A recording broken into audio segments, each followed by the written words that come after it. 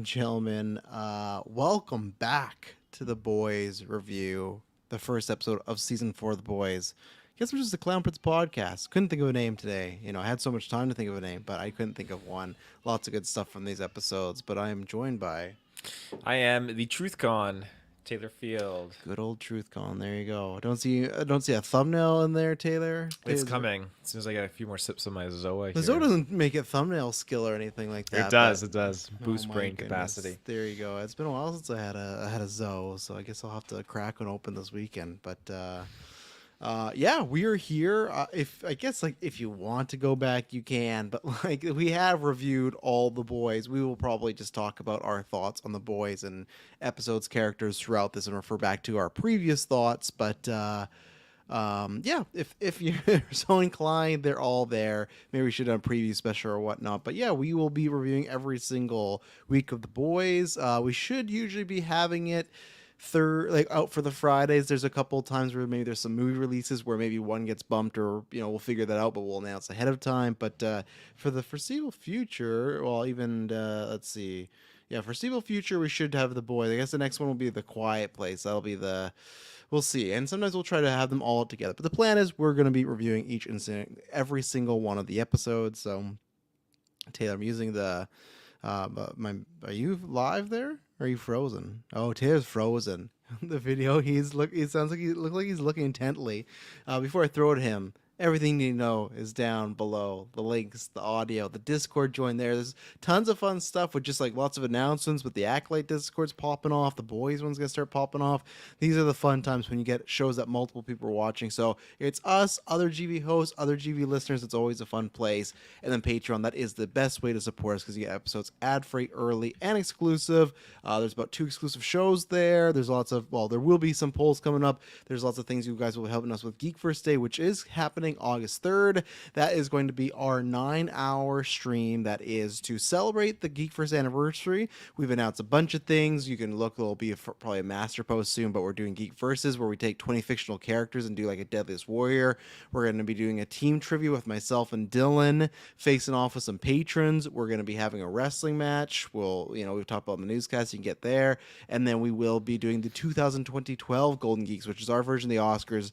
As I just talked about with Patreon, you can do lots of things. You are the ones that voted for us to do that year. So we'll be doing best actor, actress, all that good jazz. And what we do is that is a day that you can come enjoy. It's going to be live. If you can't catch it, they will be on the podcast. But if anybody wants to join Patreon, that would be the best time, because if you join Patreon or up a tier, that's going to extend the stream by, this is 10 minutes, 15, 20, half an hour, whatever it may be. We'll figure out the increments. But yeah, that's the best way to support us is Patreon and GeekVerse.ca if you want to. So we very much appreciate that. So check it out. It'll be here on the feeds here. So, Taylor Field, I did throw to you, but you disappeared there for a little bit. So the Zoa kicking in. The Zoa, yeah. I don't know, this router. You tell me to get it, but so far 2 days in a row, I'm seeing some issues happening. You're looking like my Wi-Fi back in the day at Leithhead. And it's funny because I'm paid for. It's supposed to be stronger Wi-Fi. You know what? The whole Rogers. I shouldn't trust Rogers. Rogers is garbage. I should have went with TELUS. So. That's what I told you guys before when I had my. I was like, I got the highest Wi-Fi. That's not it. And you're more than me. You got Ethernet cables hooked up right now. I know. Well, I'm sort of thinking maybe it's a computer. The tech did say that TELUS is optimal for podcasting because TELUS is designed to match the output as it's going inputting, and that's what you're doing as a podcaster. You're outputting. So in 2 years, my contract ends. That's where I'm going to go. Maybe, but they just suck a whole bunch of different ways. But yeah, as you can see, I'm still playing around with it. I'm not using my camera because no beeps. I thought I figured it out. I thought I figured out a way to reroute it, and it was fine for a while, and then it started to beep. So I don't know. So who knows? I might be rocking just the Mac camera from now on because I cannot live in a world with beep. But I can live in the world with more boys. So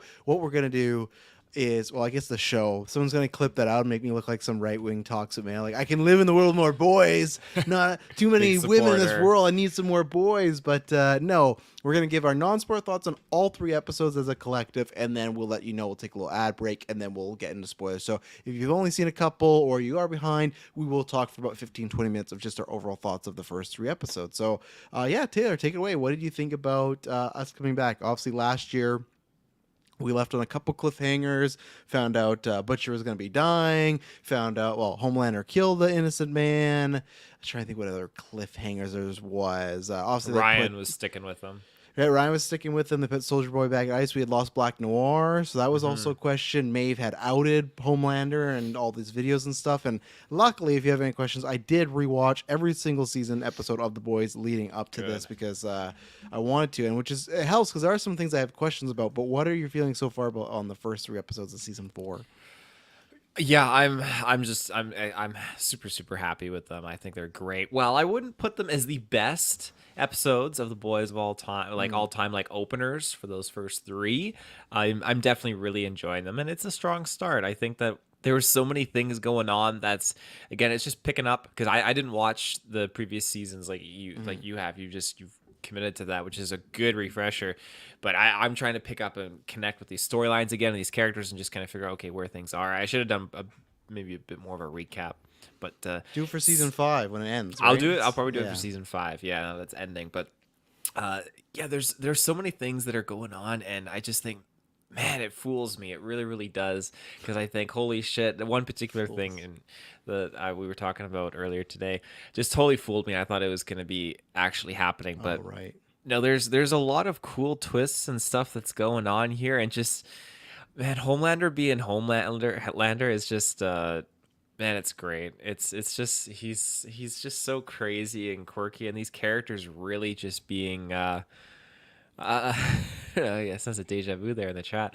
Um, I feel like these characters are just hitting a point right now where obviously now we know that season 5 is going to be that last season, but where we're at now in the story and seeing certain characters interact with their characters, I just feel like it's getting really really juicy, and it's building up towards something. And of course they're introducing a whole bunch of new characters, which I really appreciate. I love that this show can do that consistently. While you love your OG cast, they're introducing all these new individuals that are just so either they're there as cannon fodder or they're going to actually play a more significant role in the overall story. But Mm-hmm. yeah, so far I think these episodes have been pretty awesome. Yeah. Yeah, no, I was happy with them because I did rewatch them. I think it is kind of on par. It's tough with season 1 because they weren't as wild and as they were plot driven, but that was just the introduction to a lot of things. But I don't have any issues with the first 3 stars of them, and even season 1 that was a full binge, so that was a little bit different. But watch them back, yeah. I think because there's one situation in general that I do get which route they're going, but it's tough because I feel like it's a little. I feel like last season kind of was a setup. It kind of gave us false expectations of this season at least. I think we may get to certain things, but and I do get that I think they're doing it to mirror a lot of stuff in the real world, which was good for Eric Kripke to kind of say like, hey, if you don't like the real politics, you should stop watching because that's this season. The boys have always had politics, but this is definitely the most political one. I think last year they were really starting to like lean it like whatever you care about your sides, the fucking Homelander merchant shirts looked exactly like the mega Donald Trump things, right? So it's like anybody that can't see, hey, they're trying to, whether you agree with it or not, draw some sort of line. It was already there. So I think he was smart to say, hey, if you didn't like that, tune out because this is really driven, especially I'd say and episode 1, episode 2, very. And the scary thing is it reminds me like when I watch Oppenheimer, not exactly because Nolan's not making the boys, but it just reminds me in a way of like, man, sometimes it is like it's like the Civil War movie. It's like too close to home sometimes. I'm fine with that in my content. I'm fine to watch it. And I think the show makes it work because they already had political things in the show, so they're just amping it up. But there's many situations where it's not just satire. It's just like, man, this could happen, or a version of it already has happened, and it sucks. But hopefully, sometimes it will shine a light on, what should we do and what should we not do. So I've liked all that stuff.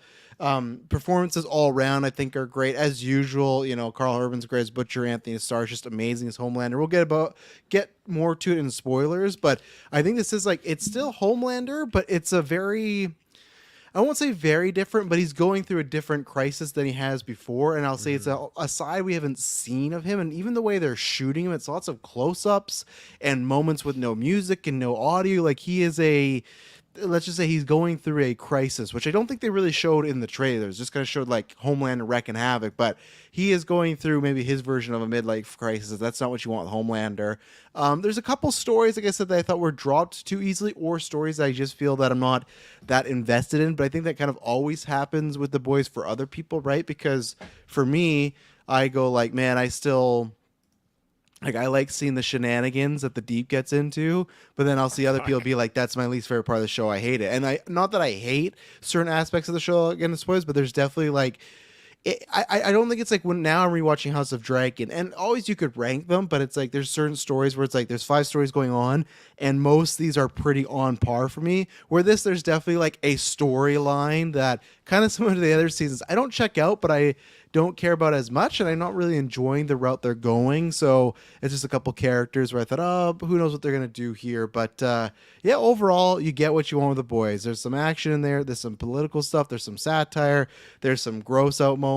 There's some outrageous sexual stuff. Like you've seen episode 3. All I gotta say is the sauna, and you know what I'm talking about. You know, like Some pink eye, you know. they still go for it. So yeah, overall, really enjoying it. I'm excited. We talked about this on the newscast. So just to reiterate, I think it's great that it's ending at season 5, just because I feel, as we said before, some of these things just kind of have to come to a head. Even this year when they introduced new soups, it almost feels very similar to like what season 2 we had Stormfront, and then season 3 we had Soldier Boy, and then season 4 here they like introduced some other new villains. And I don't want, and that's why luckily with 5 it's ending. But that was my worry if I didn't know it was ending with 5. It feels like again of, oh, we can't take Homelander down because there's these other villains we got to take down first, and then we'll get to Homelander. So it feels like it's kind of falling in a formula. But like I said, because it's ending in 5, that formula I think is going to an end. And there's certain new character in particular that I'm very curious about what their motivations are, and that's the good thing with the boys. It's keeps up with that gray area. It's like I said, that's a comparable to House of Dragon, where you know there's good guys doing bad things, there's bad guys doing good things, and you got to find some person to latch on to as far as like who could be your hero and stuff. So, anything else, Dawn spoilers, Mr. Field? Uh, Not really, but there's you made some great points about just how they tackle certain things, and I think that there are some themes in particularly the second episode that I mean I know some people that that are never going to watch this, but I know some people that probably are very similar in certain aspects, and it's uncomfortable. Kirkland. And yeah. You should see him off cast. He's an animal. Yeah, he's brutal. Yeah. But yeah, it's just it's funny how this show really can just smack the nail right on the head with being just spot on with how they're just addressing things, and how they treat it very comedic, and I think that's a bright way of making it more entertaining. But it's just funny how, especially in each season, they manage just to tackle these different things that are kind of like in the present time. And episode 2 really was just hammering it out. They were going like boom, boom, boom, boom, boom, hitting all these things that have just, I'd say, plagued society for the past 4 years. So I think that I don't know if that stuff is not in the comics. I think the comics does its own kind of take where they're kind of handling that society in the comics, but this show does so well because it's handling and just, to me, it's like South Park. South Park just takes the problems of society and just they make it a laughing joke. And so I think this show, The Boys, is doing a great job of just kind of taking these themes in society right now and not trying to make it all just a laughable joke, but at least they're creating awareness for it, that the people that you see portrayed in this show, there's a lot of people that are absolutely like this, and all to varying degrees and extents, of course. But I think that's probably the scariest thing, but it's nice to actually have that revelation. So yeah. Well, we're going to get into it now. So if you've not seen the episodes, bow out, and we will take a little break here, and then we'll get some spoilers. We'll be right back. And we're back. So might not be the person you think I'd want to start with. And I feel like when we're talking about the episodes in like 3 and stuff, that it's best that what we're going to cover them all won't go in order. Maybe talk about it by character. I wanted to get your opinion on Sage, right? That's her name, Sage. I Yeah. know it's Sister Sage, but like she's like, I don't want. They had to add that on me because like I'm a black woman, and I love when he's like, oh, why wouldn't you join the seven? He's like, I can get some racist ass costume, like.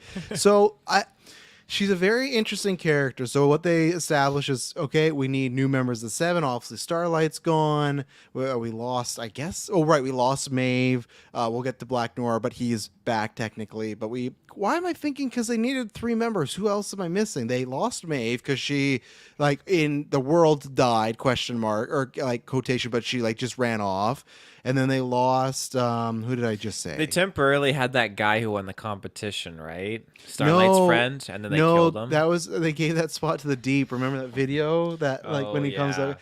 I guess is it that they never replaced Stormfront? Is that what it is? I Maybe. think so. I think so. So it was Stormfront, Maeve, and God, what's her name? Annie. What's her character name? Starlight. So that's why. So they, of course, they talk about, oh, well, you know, I'm saving one seat for my son Ryan, but there's still these other two spots. So they're going through all these heroes, which that's always fun when they get this one. When it's like, oh, this guy ate a dog. It's like, oh no, he actually ate a dog out. So there's quite a bit of difference. Of course, Deep's defending this guy, fucking animals and everything like that. So as usual, great, just one-liners in the boys. Like, but before I forget it, there's one moment with the Deep when he's on a talk show and they're talking about him like having sexual relations with the octopus, and he just is sitting cross-legged like a fucking like kid, and he's supposed to be giving this serious interview about his divorce and everything. Like again, it's just like such an outrageous character. But they're talking about okay, we need to replace two members, and we'll get to Firecracker in a second because I feel like that we know what tropes they're hitting there, and that was like the obvious like, okay, which route this is gonna go. Sage is what's interests me because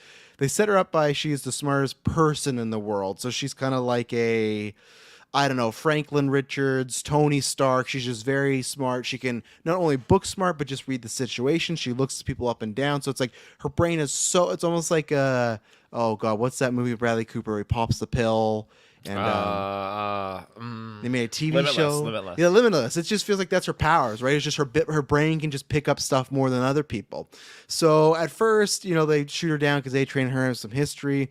And then when Homelander goes to recruit her because he's just in like a rut, and we're going to talk about Homelander in a second, but I want to talk about Sage. She comes off as like somebody that wouldn't be with Homelander per se. She even says she doesn't want to be part of the Seven. She just kind of like even insults him a few times, and not insults him in a way of being mean, just a way that she's saying truthful things. And we know Homelander has an issue with the truth sometimes, but she eventually accepts to do that because you know he makes this pitch of a you could make a difference and actually you know get out of this small house, right? Kind of the whole fame and riches eventually gets her. But my question is, so she is there to work with Homelander and they want to make him the equivalent of Caesar. That's what they talked about, right? So because he's just like, people hate me, they love me, I kill people, I save people, I can't win them. They want to give him a Caesar-like complex. So she's laying out all these things throughout these episodes, what they're going to do. And that's where it's just like, when we met her, she didn't come off as a villainous or someone that was down for killing innocents, but that what does happen.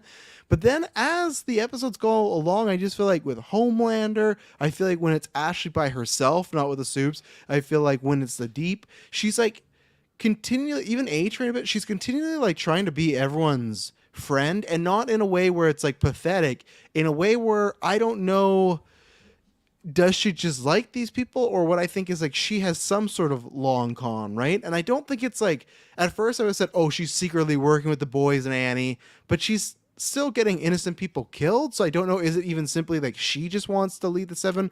I don't know, and I'm very curious about this character. She's sleeping with the Deep now, which I did not see coming at all. So it's, I just feel like she's at Vought and she's getting into many different piles, and even Deep's like, oh, before when you started I thought you were a bitch, but you're one of the like most awesome people I ever met. And even Homelander, like, of course, when he's like, oh yeah, we're not gonna have any problems, he's already having problems with her. But what do you think, like, what is your take on the Sage character right now? And because I'm not confused, I'm curious in a good way and not sure where it's going, because I feel they've given her kind of, you know, shades of good, shades of bad, shades in the middle, and then a bunch of other stuff. So what do you think about Sage so far? Yeah, I'm curious, and I feel like if you are the smartest person on the planet, you're gonna have your own self interests, obviously, at the forefront. And while yeah, she knows that if she messes up or does something against Homelander, Homelander can kill her. She doesn't have any physical strengths or anything beyond that aside from she's just the smartest person on the planet. Hmm. Or so like I said, I feel like in that sense you're going to look at your own self gains and your own self interest first, and that's going to be at the forefront. So while she's definitely helping Homelander, I think it's interesting that you have this dynamic where Homelander is she's calling him petty for it, but I think he's doing it as a way to keep her in check by putting her in the seven, putting her at in a way in an area spotlight that he can kind of keep tabs on her. And I think Hmm. he realizes that she is dangerous having her around. But I like that she is blunt and upfront with him. And so while she's doing that, yeah, you're right. She is friendly with everyone else and she's doing other things with other people. So it's interesting and like she is trying to do a coup, but like what's really going on here? Like it doesn't Yeah. seem like it's really benefiting Homelander necessarily. Well, I mean maybe I not yet. Yeah, I guess I was trying to think. I guess at the I think in episode 2, because she did do that whole, she pulled off that whole Starlighter fake fight thing, right? Because what they do Yeah. is they say Homelander's innocent. She goes to this rally because it's very much like a real life thing. There's the Starlighters, and then what do they call the Homelander people? I can't remember. There's like a group, but they have like a group name for like his fans. So they're both barricaded. Homelander fans on one side, Starlight or I'd say supporters on one side, and Sage goes there dressed as a Starlight, supporter, has a coffee and throws it at someone, says, "Oh, you fascist prick," and like it incites a fight, right? And that's, as of right now, the Starlighters, Annie, that's not what they were wanting. They weren't wanting to be physical. They were wanting to just use a message, use their words. So that's something where she kind of made it look like the Starlight people, like she added to that where, oh, should we believe Annie because they could be worse than Homelander, like that guy that showed up to the building, right? Like where's those kids in the basement?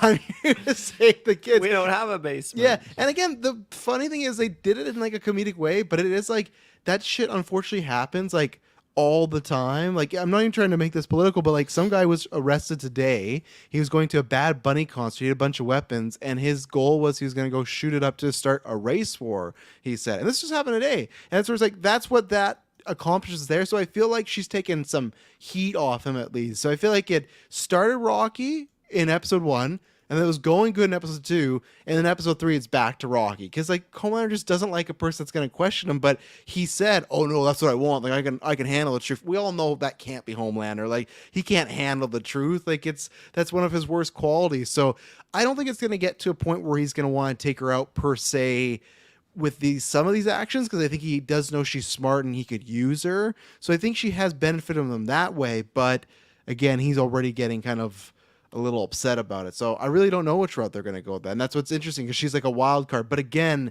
like I was saying, the trope of the show, the boys were like, "Oh, who's Sage?" And they were following her around. So they're doing that thing again of like Soldier Boy and Stormfront where her and Firecracker were becoming like the more immediate threats, even though Firecracker, no power. She can snap her finger and make like little sparks. They did do the classic shit, like, and I got super strength. So it's like, okay, that makes sense. But what are your thoughts on Firecracker so far? She's spicy. She's a character. That's for sure. Yeah. But I guess it makes sense that she was brought in because she's got the following and she has Mm-hmm. the savvy on 52 white male.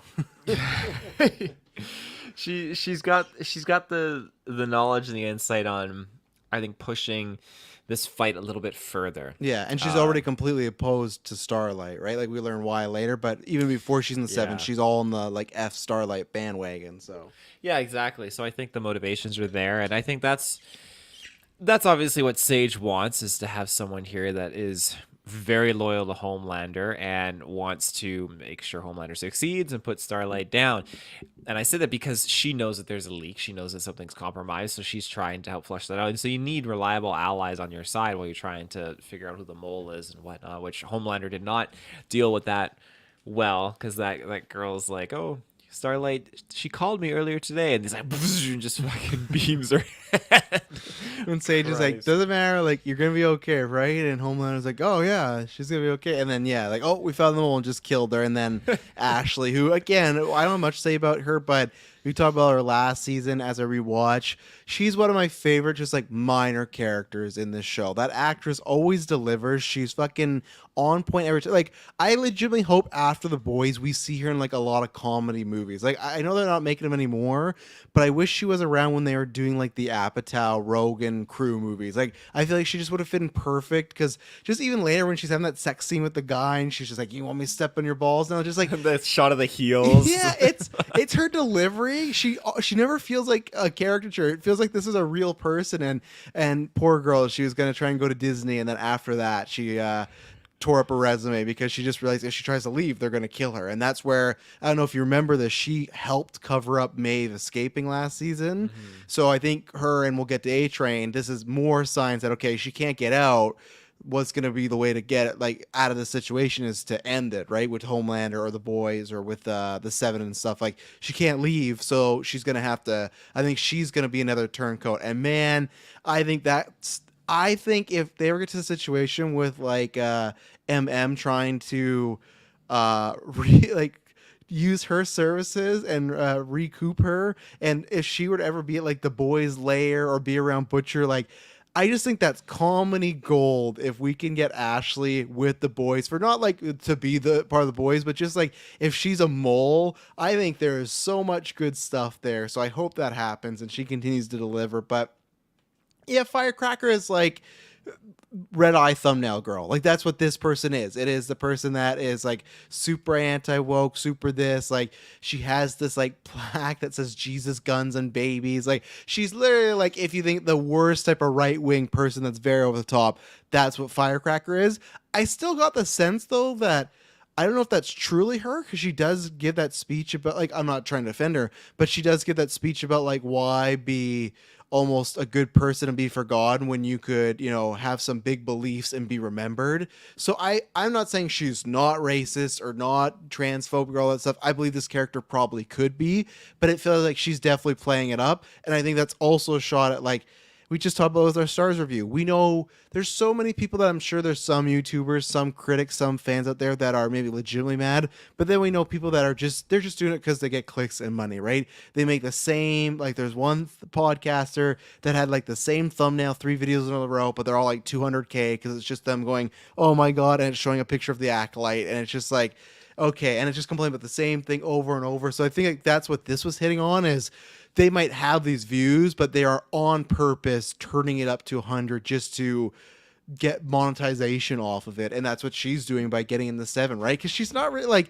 if you look at the powers, like out of all the people we've had on the 7, I feel like she's like the weakest one we've ever had. Like she's just a super strength, really, right? Like, Yeah. like even Noir, we never got his powers, but he had his skills. Like, and he's upgrading every episode. We had the I forget what the Elusive, who was he turned invisible. Maeve was Wonder Woman. Homelander was Superman. You have A Trains that's Flash, Deep's Aquaman. Black Noir, Black Batman. Yeah, exactly. So it's like with Firecracker, like she's a pretty low tier, but she's just someone like that's like you said, loyal to Homelander. My question is, do you think they're going to put her and Homelander together?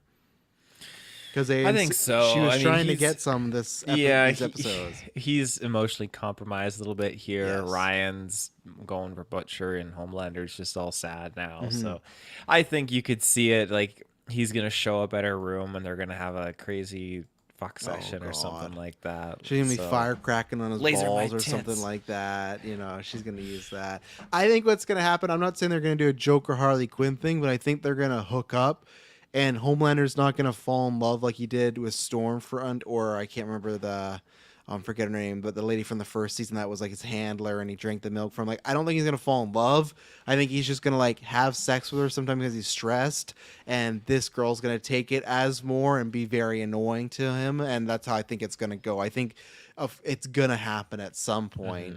Super Mike. Oh, go ahead. I was just say on the note of these people hooking up.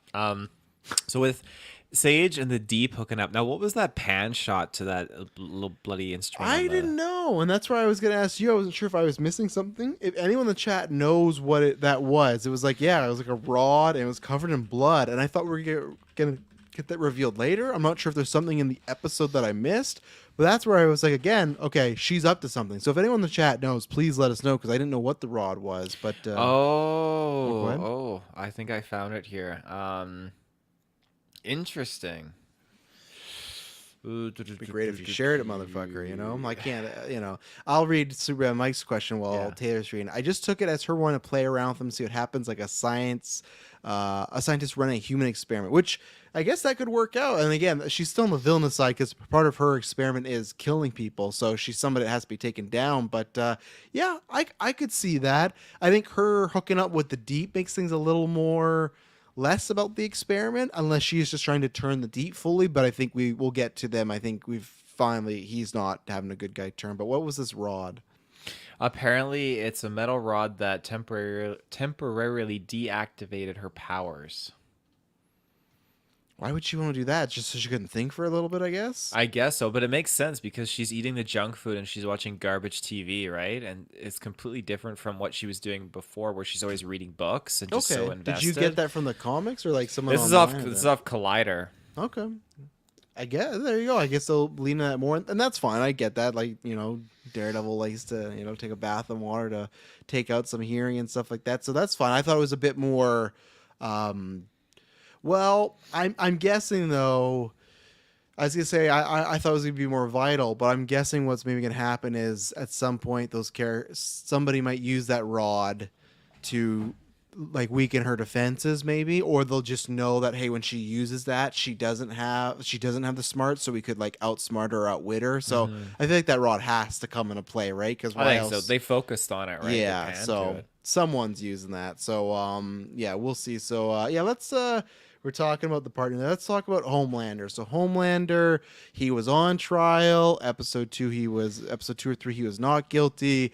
He does, I think, love Ryan to an extent, but the problem is he doesn't love Ryan more than himself, and that's what we see here, where it starts off him. Obviously, he's bad father in the sense of he's still not the most caring, but he's doing the best he can. It still feels like he is supporting his kid 100%, but now it's almost like he's smelling the blood in the water and sees that the same way Soldier Boy got replaced by Homelander, like they're almost trying to set up Ryan to replace him. They don't want Homelander to be around him. They don't want to be there for a save. They're giving all this information. And the other thing that they started to play off on season 3 was that there is still part of him that's human. He's finding gray hairs. He's like, they even mentioned that they need to like Photoshop some of his like neck chub out or like his Botox and stuff. Like, just like he's looking older, right? So like he is having a midlife crisis in all the ways where he's getting older. He's not as strong. He's seeing the younger generation move up. People don't love him as much anymore because it's divided. And at first he thought that was good. So I'm really enjoying this. Anthony Starr is doing some great work. I'm loving this really because Homelander always has like an inner crisis, but this feels like very different, and especially with season 5, this does feel like an almost end of the road type of crisis. My only thing that I was disappointed by, and I think it can kind of go with Ryan, was the way the season ended in 3 was he lasered that guy, and I felt like it was going to be a big thing. And I get what they're trying to do is evil bad guy incorporation just make him innocent, but I thought it was going to be a bigger deal, and just by episode 2 it's just kind of wrapped up like he was innocent, that's it. And also it was strange that in season 3, things have changed. There's a time jump because Ryan, the actor, he grew. Like his voice is deeper. It's crazy. But when Homelander killed that guy at the end of season 3, Ryan was smiling, like accepting that.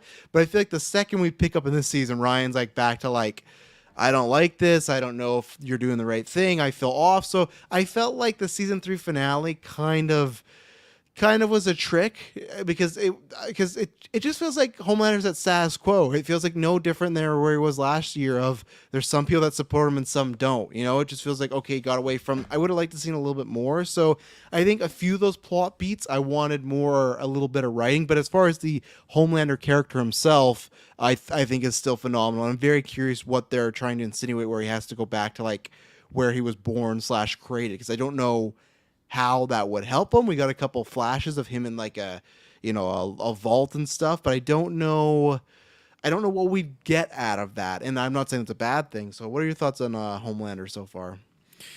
Yeah, he's He's getting older, that's for sure. And yeah, he's looking at his pubes all the time throughout these episodes.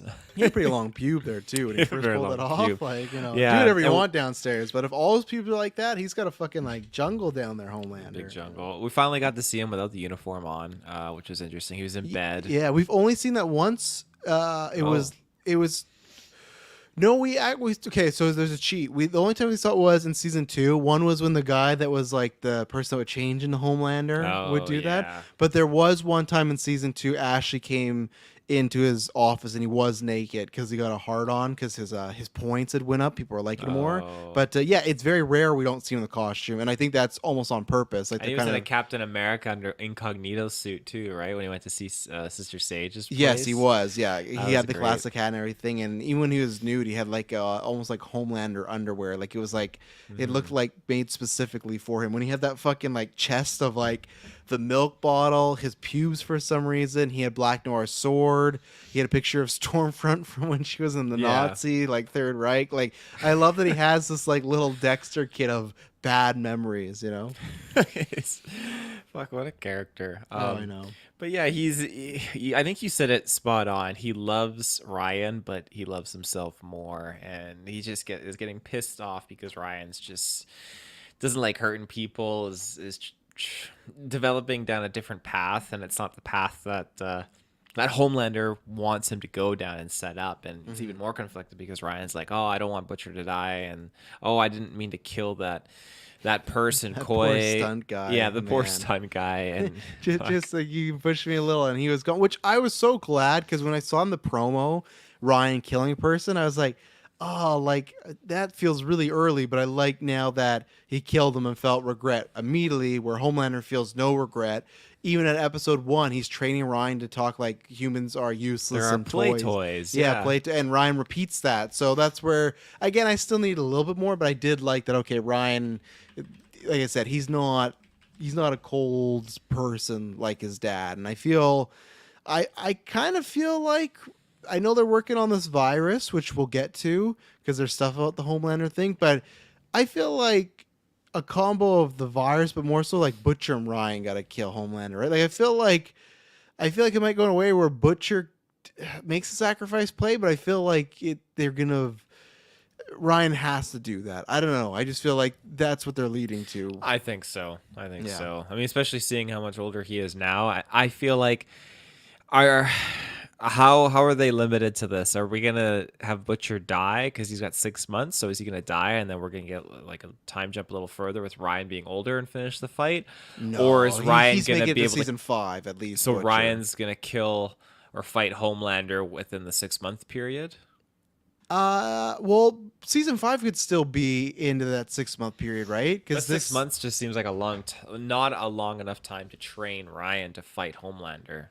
Yeah, but it might just be like a Homelander could be weakened, or even then he could just be angry, right? Like that's how he accidentally killed Stormfront, is he was so angry that he just lasered her and everything. So that's why I could see like him killing Butcher, like just anger him, and that could be something where he just like turns it on.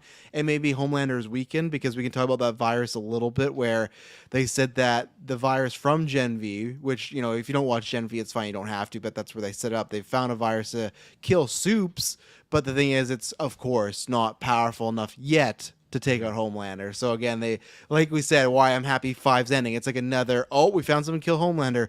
Oh, no, actually it doesn't work. So I'm happy again that we're in season 5, we're going to find the thing that kills Homelander. So, but I did like Ryan saying that he doesn't want Butcher to die, because I think that's a great way to give Butcher plot armor. Because even last year, it was, luckily they gave him suit powers, but when I was rewatching 4, there's a few times where I was like, I don't know why Homelander, other than being obsessed with having like a mortal enemy, like there's no reason why he couldn't have killed Butcher like a few times this season. So I do like that armor of, oh yeah, don't kill him because, let him die. But if you kill, it's almost like if he does kill Butcher, he'll lose Ryan, right? Because that's the last piece of his mom. So I thought that was very smart of them.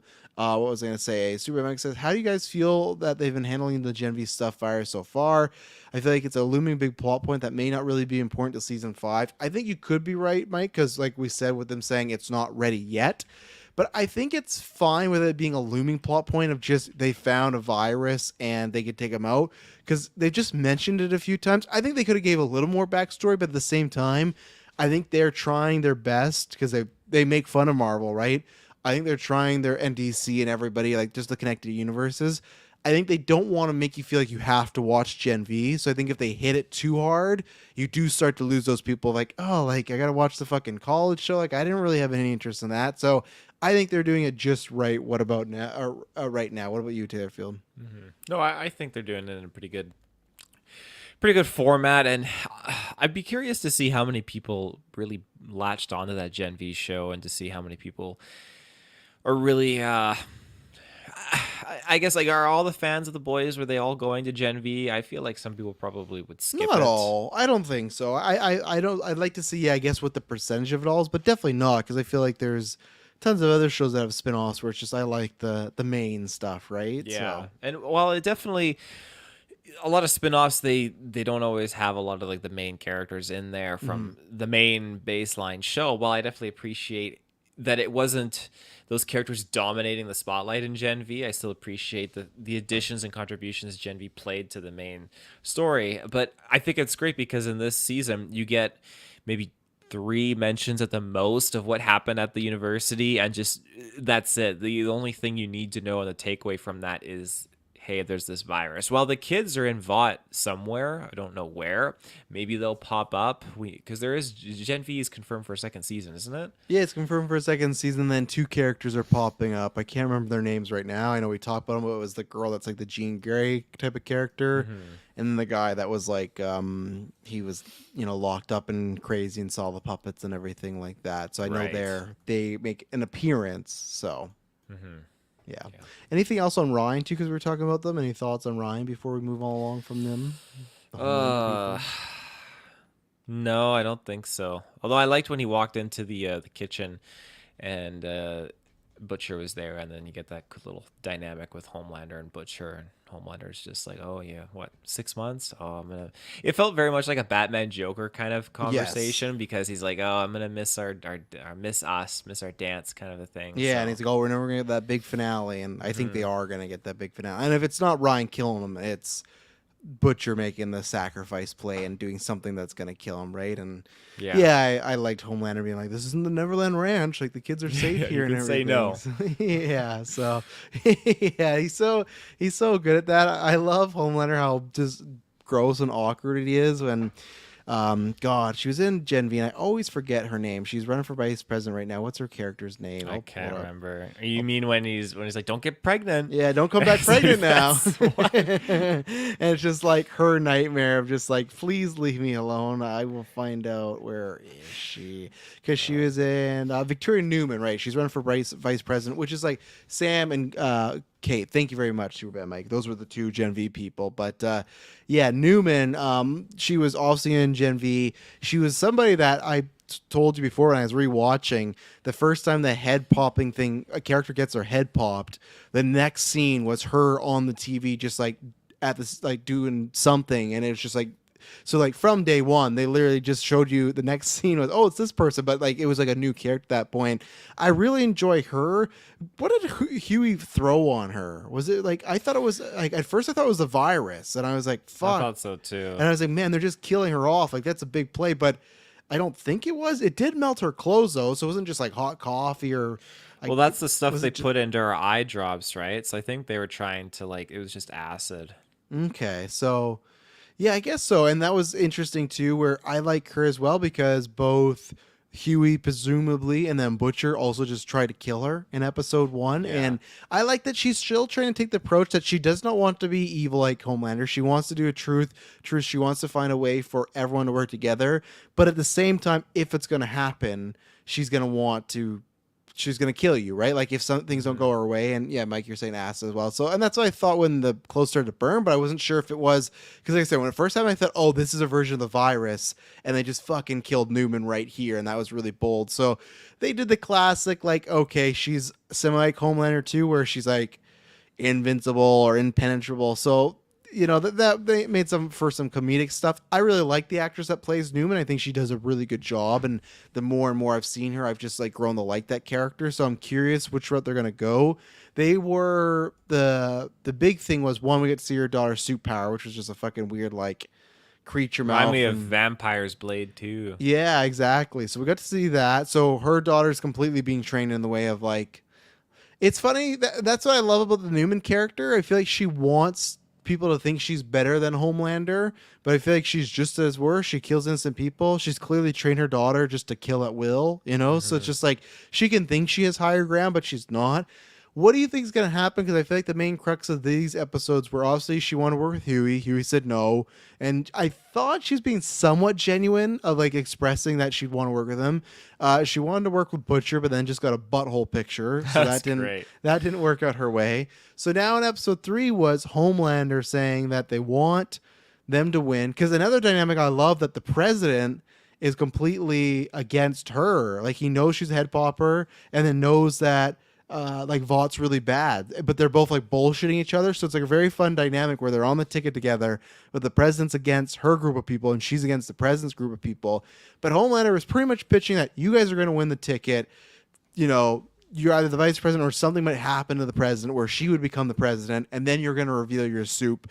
Because the deal is they're pretty much doing a Civil War storyline where they want superheroes or soups to register that they got powers, right? And just be on the docket and also just be back in movies and not be on the streets. Like they really want to have like in Civil War, they wanted, hey, we have the Avengers, but they don't get to go unless we say they go, right? And that's what they want to do with Soup. So what do you think is going to happen with Newman this season? Is she going to make that jump where she's going to say, fuck everybody, yeah, I am fully Soups? Is she going to keep playing it down the middle? Because she was in Gen V, and we have heard that Gen V is going to continue another spinoff. So I still think it's a character that could also outlive the show and go on to other things, but I could also see her get killed because she's killed a lot of innocent people. So what do you think about Newman so far after these 3 episodes?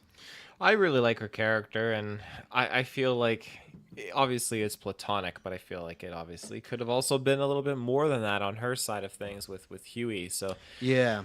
no, I think I like their friendship, and I like how sincere it was. And yeah, Huey just throwing that acid on her made me laugh. But I think that she still, even though they're out to get her, she still has that soft spot for him, especially at the end when Homelander is just like beaming into the vents, which is fucking terrifying. And then he gets blinded and just fucking lasers the ice skater in half. Jesus on ice or whatever.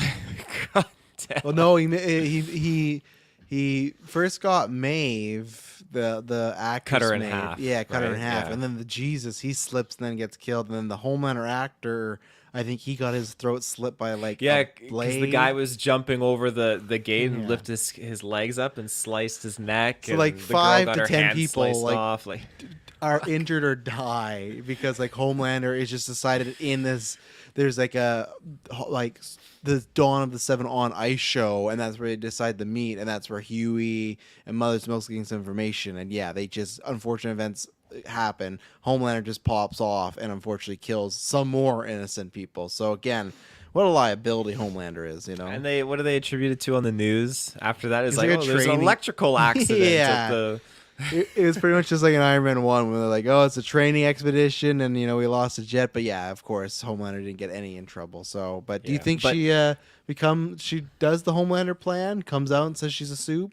I think she's going to, but I think the scene there where at the end there where it's important is that she was defending Huey, and what is it really for her own self-interest at that point because Huey could release those documents? I mean, I don't know, because I feel like she's gonna come out as a soup anyways, which would then it would make any leverage Huey has irrelevant, right? I think the only thing she needs to worry about is what Homelander is going to do, because Homelander could kill her. But again, we don't know if Can she she? could.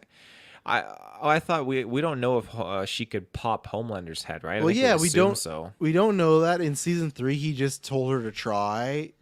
I don't think she ever did. But now with her being impenetrable, like with the gun, the acid, like, can he kill her? Like, Before we just thought she was a normal lady with the head popping powers, but she's like taking a bullet straight to head and nothing happens. I didn't know Homelander's stronger than a bullet, but I'm just saying that we didn't know before she was impervious to something. So which Yeah. Homelander is too, right? So I really don't know. I don't know. I give her the edge because that head popping ability is quite good. Which and at the same point, same thing. If she could pop his head, I guess it's good to have Homelander around. But when he's being weird around with your daughter and everything, it's like I feel like you could just pop Homelander's head and everything will be better. Like I feel like Homelander being dead is like better for every single character. The problem is when the bad guys need something done, they do like having Homelander there. But I do think that it should be that she can't pop his head because I feel like she would have just done it by now because Yeah. he's too much of a risk to just keep around, you know. So Yeah. like even when he just like called everyone out and he like wanted to make a speech in front of everybody, she's like telling him no, but he just forces the issue. He just like has to have it his way, and he's trying to hook his daughter up, or his son with her daughter, and he's being creepy about it and everything. So it's just like if I could pop his head, I'd be doing that. Gotta get him out of there, you know. So I genuinely thought when they were having their meeting and he's getting pissed off at the Deep. It's like, Deep, blow A Train. oh my god. And like Deep just walks over there and what does he say? He says, He's like sex is like some sort of a construct. Like he's like it's only a physical construct or something like that. Like he's Yeah. trying to say like it doesn't matter. That I didn't think that was gonna happen because I just didn't think they were gonna go that far. And I think I knew with the way Anthony Starr was showing it, where I thought, oh, he wants to see if they're gonna do anything, like if they're gonna listen to him. But again, that's the Homelander character being such a hypocrite, where like the previous seasons, people weren't listening to him and he hated that. And now when he has all these people that just do nothing but listen to him, he hates it. Like the Homelander character, which I think is a good thing, they'll never be happy. Because they also pointed that out too, which I think was a good thing, where in season 2, I think it was, we got that whole the dream sequence of him lasering everybody, right? And that wasn't a thing. And then season 3, when he lasered that guy, I thought, again, I think it was kind of a bait and switch, but I thought everyone thought, okay, this is now he's gonna pop off and just kill people. But then Sage did make up a good moment of like, you annihilated everyone. There's no one to build your statue, right? So it's almost that thing. I thought that was another good plot armor for him and not killing people, because this character still does want to be loved and be a god to people. So if he just takes them out, like he's just gonna be a god to himself, you know. So I think Yeah. that was good. So yeah, we'll see what's going on there and see what happens with Newman and her daughter and Ryan and all that stuff. We'll see if they go on a couple more play dates and anything. Butcher, he's dying. We only got a little bit of Jeffrey Dean Morgan here. Jeffrey Dean Morgan's trying to recruit him. I'm curious which way they're gonna go, but I think they did it anyways, because season 4 or season 3's whole arc was about Butcher trying to realize he was being a shit person and he shouldn't even be as violent as killing people. He will if he has to, but he's making amends with Ryan. He could have screwed over Huey like he did many times and he didn't. So I feel like there is like a little bit of change. Does he still like shit on Starlight and say you're not one of us? Yes, of course, because Butcher's Butcher. But yeah, I'm curious more about what they're gonna do with Jeffrey Dean Morgan's character and what he has to offer, or like if there's certain stuff in Gen V that they could tie to Jeffrey Dean Morgan with the virus. I really don't know, but Jeffrey Dean Morgan's great. There was enough of him in this show, but I'm hoping there'll be more going on. But yeah, I'm liking this Butcher. We've got 3 seasons of him being a complete asshole. Carl Urban's still very charismatic. He's still very funny, but I like this is the Butcher because he has 6 months to live. He's trying his best to make amends, but at the same time, Jeffrey Dean Morgan is like, this is not the time for you to make amends. We need like the Butcher, like we need you Yeah. because it's the worst of times. So it's like tough for his sanity. He wants to try and be a better person, but then it's like now the world is saying, well, maybe you shouldn't be that. So And I like his conversation he had with Ryan too, where he really opened up and had that heart to heart with him. yeah, where he says he's scared to die and everything like that. Scared to die, scared to fail, like Ryan's mom, his wife too. If he doesn't successfully get Ryan into a safe place, Yeah, and he was he's gonna having drug visions him, right? about too that we Good didn't mention that visions, he's yeah. just talking to Becca just randomly now. So the Gen V or the Temp V is making him a little crazy. So Yeah, there's things moving in his veins too, right? Little worms. yeah, it's not going good for him. Anything else on Butcher? I feel like he wasn't doing. He got kicked out of the group, right? We didn't talk about that, Yeah, which he's not the leader. to me wasn't a big thing. Well, no, remember he completely got fired from the group. Remember, and at the end of season 3 when he said he was sick, Mother's Milk got rid of him. So, which doesn't I matter don't that remember, much but because I'll believe you though. oh yeah, he did, but it doesn't matter because Butcher still popped up where they're going and Jeffrey Dean Morgan's offering him a job, so it's not like a big deal. So, yeah, let's take an ad break. We'll be right back with the rest of them. And we're back. Huey and Starlight, I feel like Butcher and Starlight have a similar thing where they have trajectories and they're doing things, but it's not like they're not too vital yet to the plot. But Starlight she's about building the Starlighters, and she's now put the Starlight costume back on just so because they think that could help. They're trying to frame her.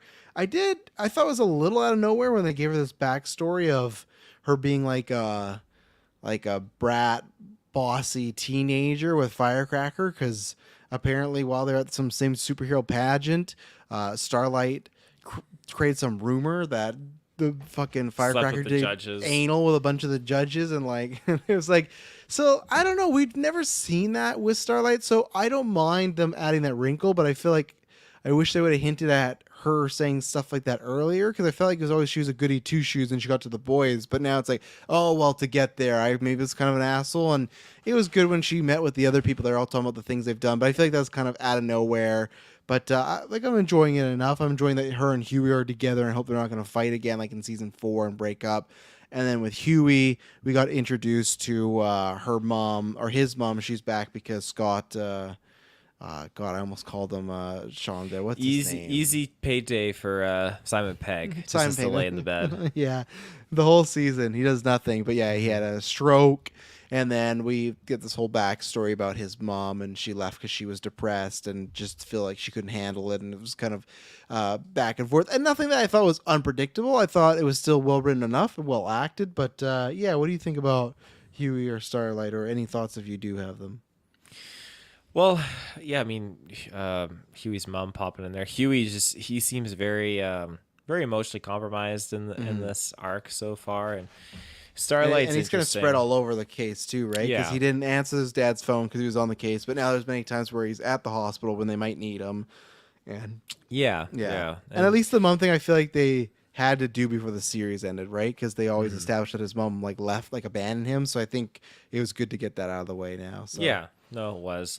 And Starlight, I mean, you already said it, just this alternate kind of attitude that she had when they were younger and the pageants and stuff. And yeah, she was not nice. She said some mean things. So it's pretty. Did that work for you? Did you buy that as like, oh, it's just stuff we didn't know, or did it feel? I bought it as stuff we didn't know, because I mean, when you look at the dynamic between her and her mom, and how her mom treated her, and how her mom pushed for that win, so I think it kind of makes sense for her character to have gone through a little bit of a phase where she was just doing those sorts of things, but obviously now she's bounced back and is not that person anymore.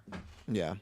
Anything on Jeffrey Dean Morgan as well either? Because we didn't talk about that, but I mean, last thing I've seen him in was Walking Dead. Although there was a movie. Who is it that was in there with him? He plays a landlord and someone's renting. Hilary Swank, and he's a creeper and everything like that, right? And he's obsessed with her. I have to watch that. It's on my watch list. So, but he's great. He's awesome. Yeah, and do you think because he wants to recruit Butcher to do some crazy stuff, and I just feel like Butcher is going to have to say no, right? Because if he just goes back and starts doing crazy stuff again, I feel like that kind of defeats the purpose of the character, because they talked about like, oh yeah, you saved me by like killing 50 people, and you know, oh, you should name the son after me. Like, I'm also curious what they're going to do with Jeffrey Dean Morgan, how far they want to push it, and what he does know, you know? Mm-hmm. Yeah. What else? I'm trying to think other than Kamiko and Frenchie. Mother's Milk. I'm glad Todd got killed. Sucks for him. He was a big Homelander fan. And they make him like a meet and greet. Homelander meets Todd and these two other guys. Gives this whole speech. Makes it sound like it's a big like exclusive fan sighting. And then all of a sudden he's just like, yeah, and I really thank you for your sacrifice. And then Todd's like, no, like, you're the one doing the sacrifice. Like, you're sacrificing for us. Like, oh, no. All right. I guess we can talk about A-Train here, actually, right now. And then what they decide, and I guess Black Noir, and I guess the D. We got a few quick ones to hit on. But they do this thing where we talked about earlier. There's a riot at the Starlight Homelander trial. They kill these people, including Todd, which was fine because Todd was a piece of character, and then drop the bodies there to make it look like the Starlighter supporter killed some people, so it adds even more heat on them. For me, with this scene, I was really worried because when they gave them the bats, We have new Black Noir, which we're going to talk about, but they had Deep kill a person, and then I thought A Train was going to kill a person. Very happy because the past 2 seasons they've been like toying with, is he going to turn or is he not? And I'm glad that we're finally getting A Train like turning to the good guy side, because that was another Yeah. thing. I was like, if we have a whole season of him going back and forth again, that's another thing where it's just like, okay, I'm over this storyline. You've been doing it now for 2 years. So it probably was more motivated by his brother has now said no family member can talk to A Train and says that he's a liar and he's not a hero. So I like that he wants to win his family back. He wants to do that.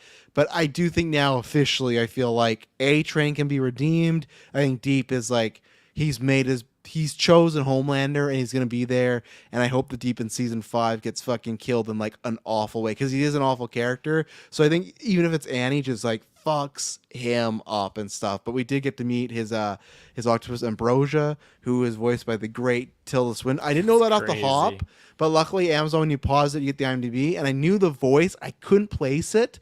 But yeah, I paused it, and yeah, Tilda Swinton was great. But yeah, what are your thoughts on Deep and A Train now? Mother's Milk recruited him, so we got that going on.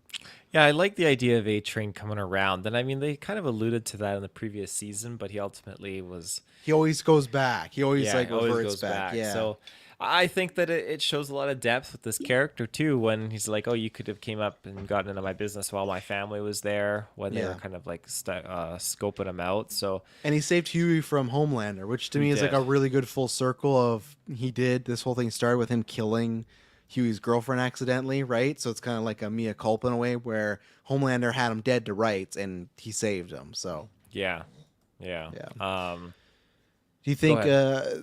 Zeka asked, A-Train probably going to do something to help Big with the boys, maybe a sacrifice? I don't think so in this season. Maybe you could see season 5, because I do think that I still don't think it's a character that actually has to die. I think there is a version of this character that makes a full good guy turn and is really helping his community out, not just to be like a black superhero for the media, like really helping his community out, winning his brother's love back, winning the respect from his nephew. So I think there's a version where he doesn't have to die, but I don't think it's out of the realm of possibility. Yeah.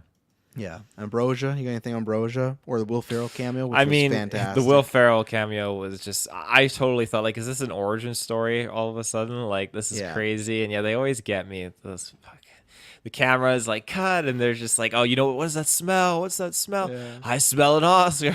A statue on your whatever, or like your mantelpiece or whatever. Yeah. Yeah. So Will Ferrell definitely sold that scene for me.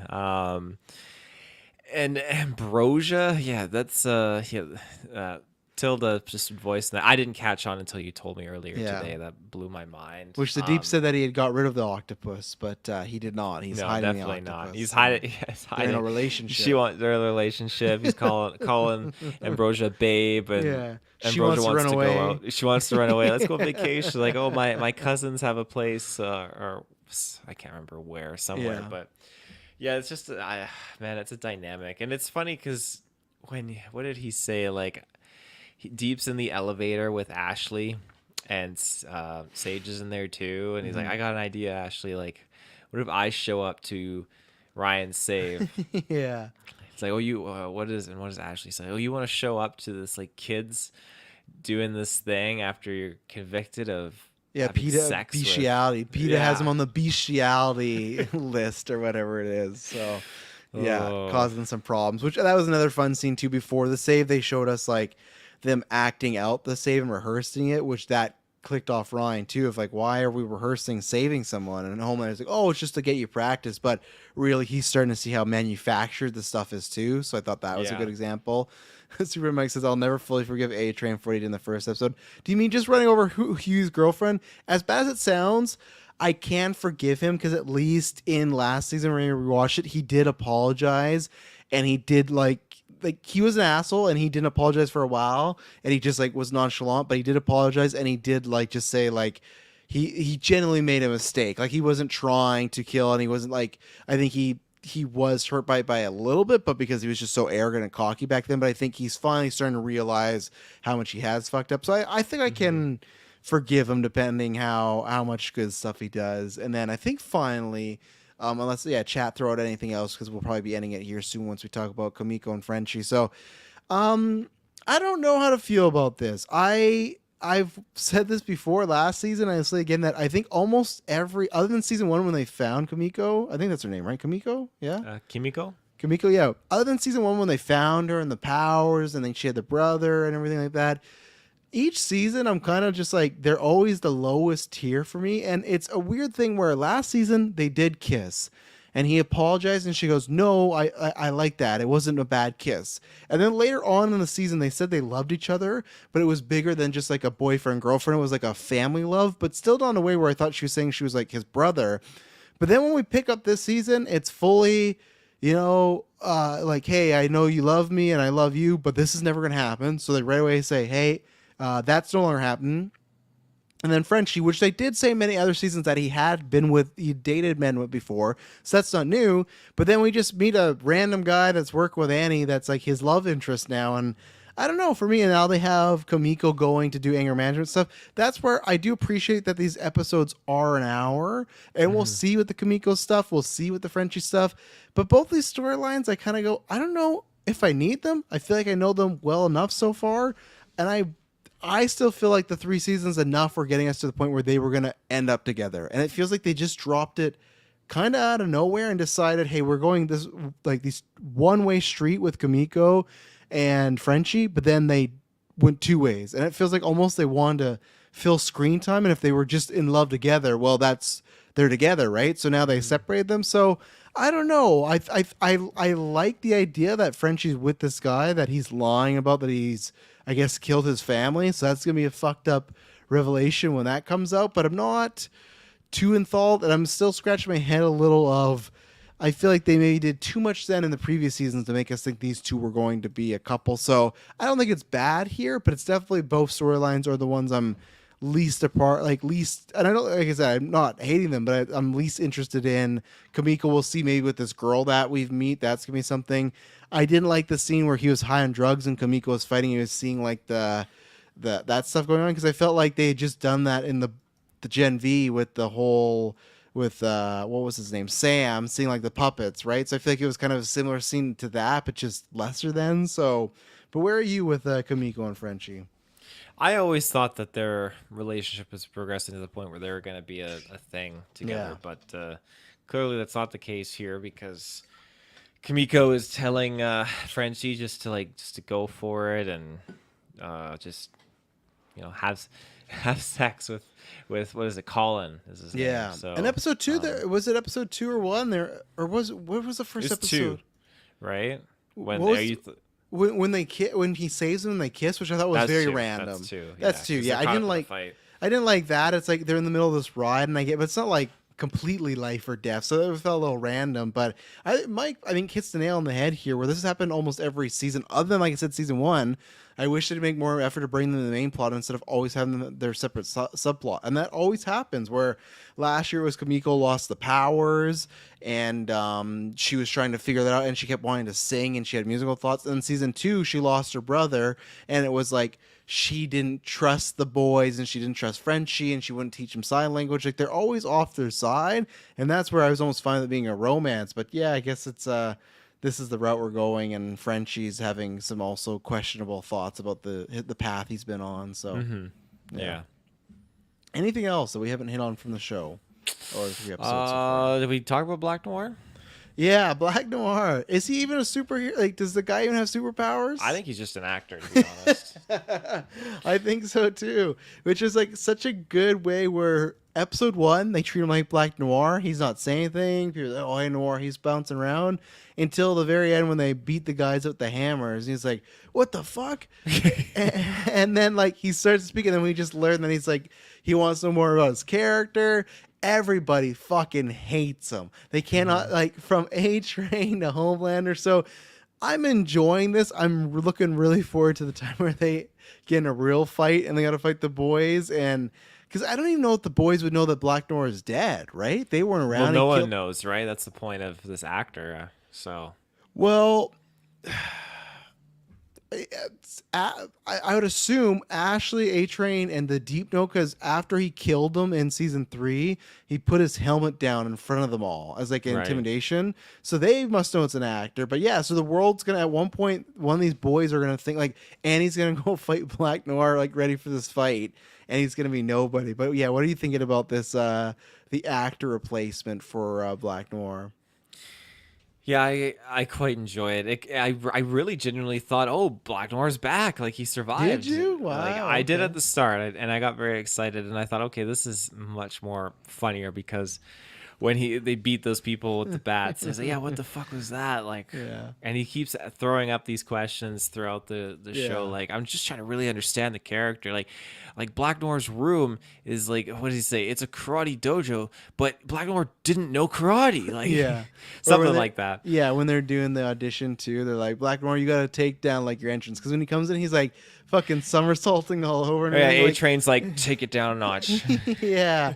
So it's funny that he's like trying to be a superhero, but not what Black Noir is. And yeah, I can just feel like Homelander wishes this Black Noir couldn't talk again because he just seems so Oh, he annoyed with does, him. because like when So they're in the meeting, right, and he's talking to Ashley, he's like, I'm just trying, I need to figure out this character that I'm playing. And yeah, Homelander is like, Noir, shut the fuck up. Like, yeah, it's. I love that they just didn't choose to also kill him off like Maeve. That they had an actor replace him. So I think there'll be some fun situations there. And again, I'm very excited when he bumps into like a Butcher or an Annie. Like when that if something happens and they think it's like the real Noir who is like very talented, and it's just this fucking like scrub guy, you know. So I think it's a fun little bit there. I did think it was gonna be like a super powered person in there, but I don't think it is. I think it's just an actor. So I think so too. yeah, we'll see how it goes. Like we said, the cliffhanger this week was ending on Homelander deciding he needs to go back to where he was started. I don't know. You have any theories? Because I got nothing. You got any theories of why he feels he needs to go back there? I got no idea. Yeah, so I'm not sure. Obviously, maybe it could be just be internally, but I really don't know. So maybe it'll have something to do with his parents, but we'll see. We'll be back next week with episode 4 of The Boys, and we promise you it'll not be boring. Bye bye.